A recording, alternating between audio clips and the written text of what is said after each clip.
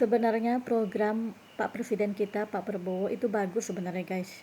Beliau memprogramkan MBG, makanan mengandung gizi, supaya rakyat yang mendapatkan MBG supaya lebih sehat.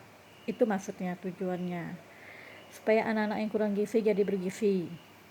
Tapi kalau menurut aku pribadi, banyak hal yang lebih penting dari MBG. Sekarang itu banyak yang lebih penting dari MBG. Contoh kalau kita yang di perdesaan, di lokasi, masih banyak jalan-jalan yang rusak yang membutuhkan dana yang perlu diperbaiki daripada MBG. Zaman sekarang walaupun tidak dikasih MBG, semua orang juga bisa makan mengandung makan bergizi itu udah bisa semua orang tanpa dikasih MBG itu. Tapi kembali ke pribadi masing-masing sih. Mungkin ada sebagian orang membutuhkan MBG, ada sebagian orang memang menolak, ada sebagian orang berpikir supaya uang itu digunakan untuk hal-hal yang penting, hal-hal yang kira-kira berguna dan bermanfaat. MBG itu memang berguna, bermanfaat bagi kesehatan.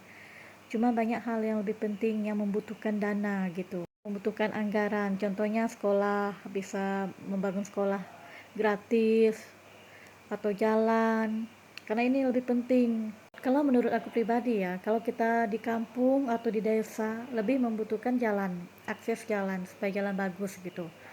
Kalau MBG nggak terlalu sih, karena memang kalau untuk makan mengandung gizi itu setiap hari mungkin kita bisa membeli sendiri gitu, tanpa harus dikasih, tanpa harus gratis.